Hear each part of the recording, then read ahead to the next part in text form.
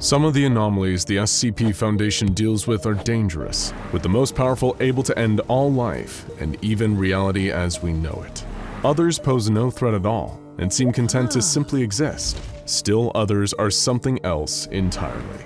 SCP-4999 is a humanoid entity, though its appearance seems to fluctuate between manifestations, with the only unchanging detail being that it always is dressed in dark formalwear. Originally thought by many to be an urban legend, local tales of SCP-4999 are what initially tipped the Foundation off to its existence, and further research indicates that there are accounts that may be referring to the appearances of 4999 throughout recorded history. Strangest of all, though, is the consistency with which it appears, or rather the consistent situations and types of people it appears to. From the data available, it seems that SCP-4999 only appears to people in a very specific type of need, as you'll see in the case of a subject named Alex Hereford and the fateful night he experienced.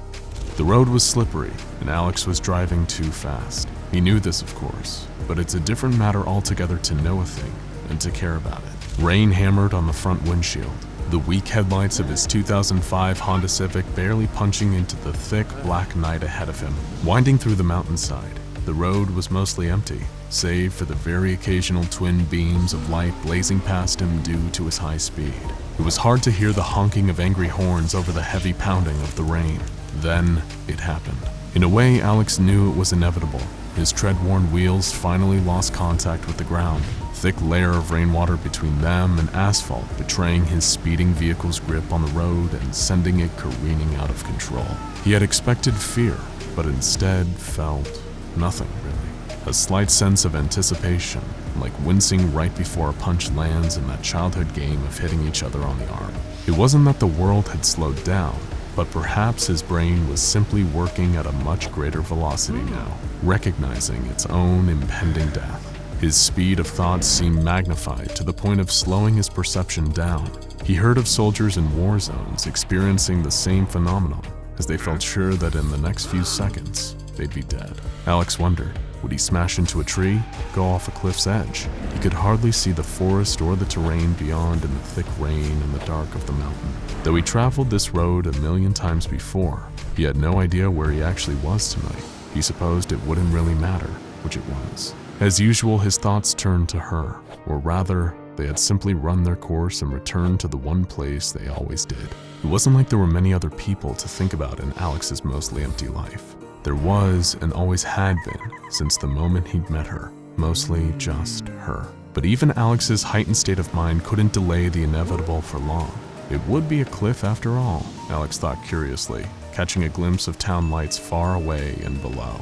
The car spun 180 degrees out into empty air, then came crashing down with a horrible roar of shattered glass and tearing metal as it tumbled down the hillside. Even over the torrential downpour, the noise of Alex's crash was significant, had anyone been around to hear it. Finally, after over 100 feet down a steep incline, the car smashed into a single thick oak tree, bringing the disaster to an end. As if on cue, the rain began to let up, slowly at first, then all of a sudden in that peculiar way that northwest torrential downpours tend to do, as if the sky had at last finished emptying itself all at once. Inside the shattered vehicle, Alex was, incredibly, alive, at least for the time being. The airbag deployment had spared his face the worst of it, and the sturdy aluminum frame of the vehicle had given its all in protecting Alex's body from the downhill crash. But even postmodern vehicle engineering had its limits. His breath came in slow, ragged gasps, difficult at first, but gradually steadying. Not an improvement in his condition, but rather his body dedicating the rapidly dwindling resources at its disposal into keeping vital functions going as long as possible. Opening his eyes, Alex was surprised to find himself right side up, less surprised to look down at the shattered mess his limbs and lower body had become. Gradually, Alex's thoughts cleared, his sense of self returning after the bone-jarring drop down the steep incline and sudden stop at the end. Looking to his right, he could see the trunk of the tree that had stopped his out-of-control tumble.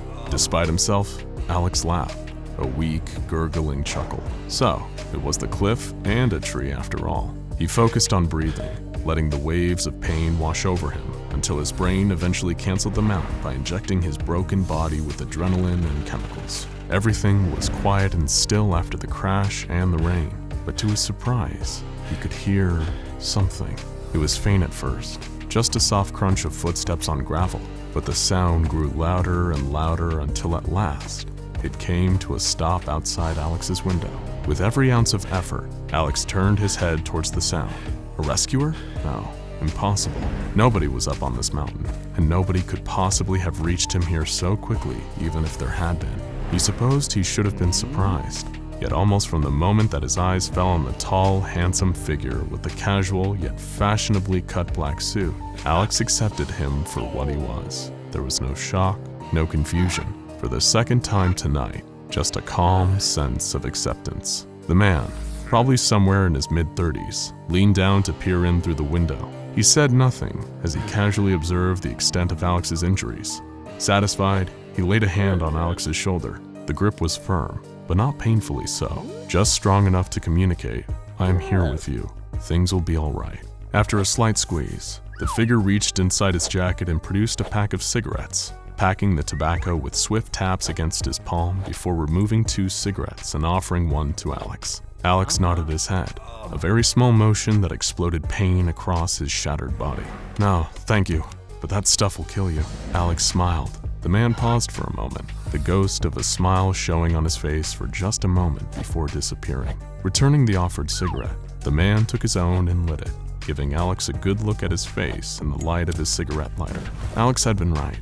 The man appeared to be somewhere in his mid to late 30s. Handsome, but not cover model, so just pleasing to the eyes. He sported short hair, carefully combed and perfectly neat, completely unaffected by the slight drizzle that still fell. The more Alex looked at him though, the less he could remember about the man's exact features. It wasn't that they changed in any way, but rather that he simply couldn't hold on to any details for more than a few seconds. "I'm dying, aren't I?" The figure didn't speak, nor did it nod or make any form of verbal or bodily communication. He simply looked, and Alex understood. Alex had never been particularly religious or spiritual, but in that look, he understood that there was a world beyond, and one that he would very quickly be entering into. It was as if, for the first time in his life, he was able to probe that world, reality peeling away just enough to glimpse what was beyond. Twisting paths through planes of shadow and light both, shuffling figures along each, and at the very center of it all, a light? No, a feeling. Love, pulsing forth like the beating heart of it all. The saints had their angels, the wicked their demons, but everyone else in between the two, they had him, a guide, someone to watch over them on their final journey. Alex coughed. It was ending soon. The man took a drag from his cigarette and removed a handkerchief from another hidden pocket, carefully dabbing away the blood around Alex's chin, then returned to his silent smoking. His vision was beginning to dim around the edges, the noises of the forest growing more and more distant. Alex knew it wouldn't be long now, but he had just one final thing to do. As he always knew they would, his thoughts returned to her, here, at the end. Once more, he turned his head towards the passenger's side seat, pain exploding across his body with the motion. There, just on the far edge of the seat, as his phone, having miraculously survived the crash. It was no good though. Even if he'd been able to move his shattered right arm, he could never reach it with his fading strength. The smoking man took one final pull of his cigarette, putting it out on the side of the vehicle and pocketing the stub. Then he reached through the broken driver's side window, Alex catching a slight whiff of cigarette smoke blended with an unrecognizable but pleasant cologne. The man reached across Alex and grabbed the phone, pulling back and looking down at Alex's shattered right hand. After a moment, he reached down once more and put the phone in Alex's left hand. "Thank you." The words were barely a whisper. He had to concentrate now, willing the pressing darkness to part just long enough for one final task. The man once more placed his hand reassuringly on Alex's shoulder, and the darkness parted slightly, just enough for what Alex needed to do. He worked the phone awkwardly with his left hand, gritting his teeth through the pain of broken fingers. Opening a new message, he scrolled down his contacts. G, H, I, J, finally, K. He found her name at last. then began typing out a message. "I still think about you every time it rains." He moved his thumb to press send, but that's when Alex's body failed him at last, the phone tumbling out of his grasp. But the man was there to catch it. Moving blindly fast, he snatched the falling phone up and held it carefully to Alex's eyes before pressing send. He held the phone there for Alex to see through his fading vision until at last, message sent, confirmed successful delivery. The rain began once more, temperamental as it always is in the Pacific Northwest. Fat, heavy raindrops fell on the scene of a terrible accident, the victim seemingly having died on impact. On his lap, though, lay his phone, and somewhere far away and far below this dark mountainside, a message notification chirped on a distant phone. SCP-4999 manifests to only one person at a time, and only when they are alone. All subjects to date have been in the final stages of a terminal illness, suffering from a life-threatening injury, or otherwise on their deathbed. It also appears that all subjects have personalities and lives that could be described as nondescript, insignificant, or otherwise unremarkable. No testing of SCP-4999 has been authorized by the Foundation due to both the difficulty in predicting where it will appear, as well as the fact that observation seems to prevent the anomaly from appearing. There are also ethical concerns, since many in the Foundation feel that SCP-4999 is providing an important service to humanity, even if it is only for those on the margins of society, and it is debated whether this should be one anomalous creature that is allowed to continue its existence and its work without interference.